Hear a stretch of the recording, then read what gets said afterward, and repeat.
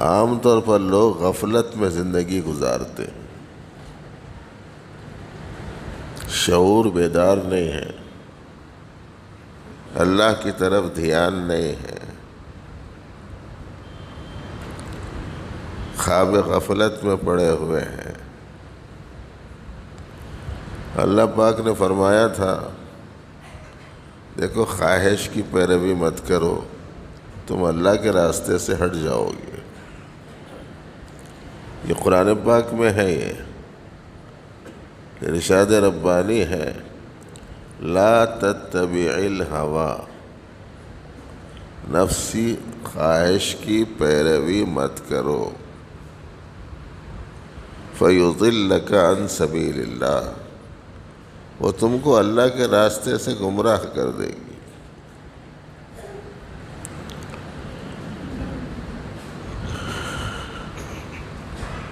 لیکن اس وقت میں خواہشوں کے لیے لوگ ہر کام انجام دینے کے عادی ہو گئے، اور خواہشیں ختم نہیں ہوتی۔ نتیجے میں خواہشوں کی تکمیل کے واسطے کیے جانے والے صحیح، غلط، جائز، ناجائز ہر اقدام کو آدمی کرنے سے کسی قسم کا کوئی گریز نہیں کرتا۔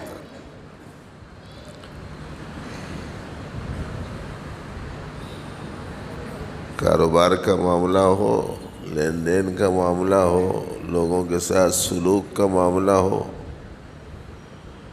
کسی پر غم و غصے کے اظہار کا معاملہ ہو، کسی سے خوشی اور مسرت کے اظہار کا معاملہ ہو، یہ نہیں دیکھ رہا ہے آدمی کہ اس میں صحیح کیا ہے اور غلط کیا ہے۔ یہی چیز تباہی کا سبب بنتی ہے۔ اس کا مطلب یہ ہوا کہ اللہ پاک نے 23 سال میں تھوڑا تھوڑا کر کے قرآن مجید نازل فرمایا، 114 سورتوں پر مشتمل، اور پورے انسانوں کے لیے نازل فرمایا، اور قیامت تک آنے والے لوگوں کے لیے نازل فرمایا، چاہے وہ اس کو ماننے والے ہوں یا نہ ماننے والے ہوں، سب کے لیے نازل فرمایا ہو۔ لیکن جو اس کو ماننے والے ہیں،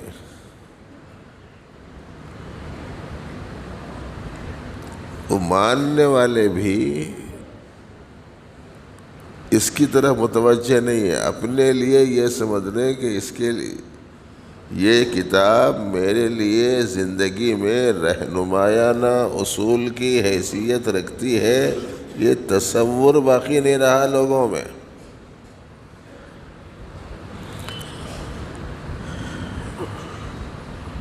انہوں کیا بولتے ہیں، انہوں کیا بولتے ہیں، یہ تو ہے برابر۔ اللہ کیا بولتے ہیں، رسول کیا بولتے ہیں، اس سے کوئی بحث نہیں ہے اس سے۔ اور یہ کتنا بڑا جرم ہے اندازہ لگا لیجیے آپ۔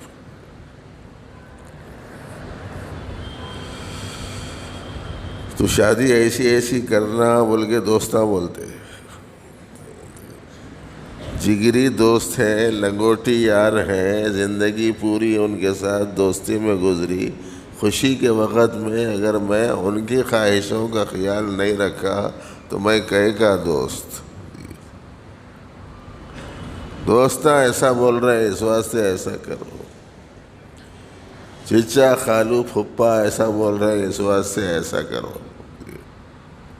گھر کی عورتیں ایسا بول رہے ہیں اس واسطے ایسا کرو۔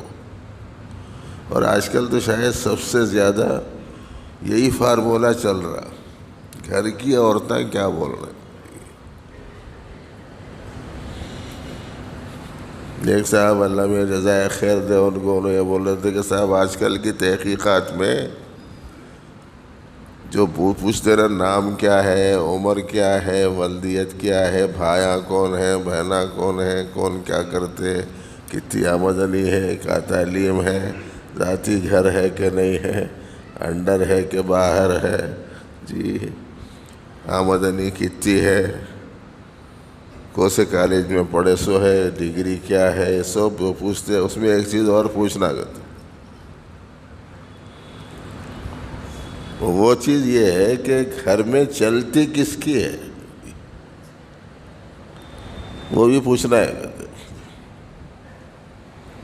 اس واسطے کہ زیادہ تر رشتوں میں جھگڑے جو ہو رہے ہیں وہ گھر میں رہنے والے بڑی بھی بڑے با کی طرف سے ہو رہے ہیں۔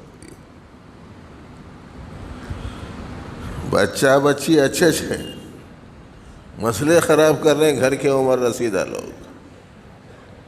کیوں؟ اس واسطے کہ ان لوگوں نے یہ دیکھا کہ ان کی جب شادی ہوئی تھی تو ان کے گھر والوں، ان کے سسرال والوں نے ان کے ساتھ میں سلوک کیسا کیا تھا، اب جب میں ساس بنی ہوں تو میں بھی اپنے بہو کے ساتھ ویسا ہی سلوک کرنا چاہیے۔ اب وہ صحیح ہو، غلط ہو، جائز ہو، ناجائز ہو، اس سے کوئی بحث نہیں۔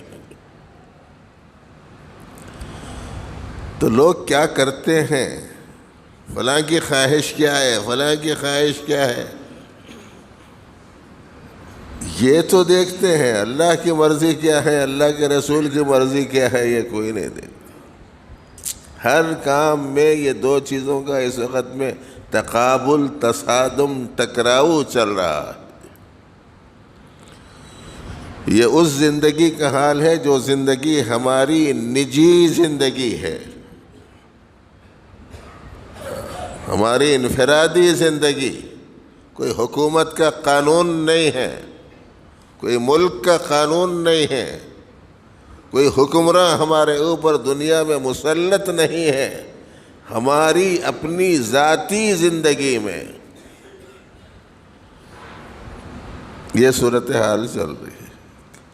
یا تو خواہشات کو حکمراں بنا لیے، یا ماحول میں دبنگ لوگوں کو حکمراں بنا لیے۔ نہیں بنائے تو اللہ کو نہیں بنائے، نہیں بنائے تو اللہ کے حبیب صلی اللہ علیہ وسلم کو نہیں بنائے۔ قرآن مجید میں اللہ پاک نے فرمایا تھا، الیس اللہ بأحکم الحاکمین، کیا اللہ تمام حاکموں کا حاکم نہیں؟ یقیناً ہے۔ تو پھر تمام حاکموں کے حاکم کی بات کو مانیں گے یا اس کی مانیں گے جو محکوم ہے، حاکم نہیں؟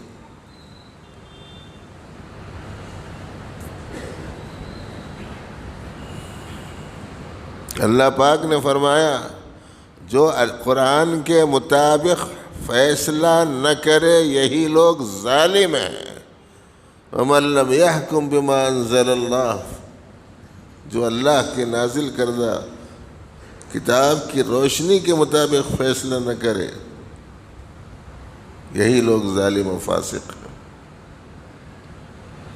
نبی رحمت صلی اللہ علیہ وسلم کے بارے میں فرمایا، فَلَا وَرَبِّكَ لَا يُؤْمِنُونَ حَتَّى يُحَكِّمُوكَ فِيمَا شَجَرَ بَيْنَهُمْ، ایمان والے بن ہی نہیں سکتے جب تک کہ اے حبیب لوگ اپنے نزاعی معاملات میں آپ کو حکم نہ بنائیں۔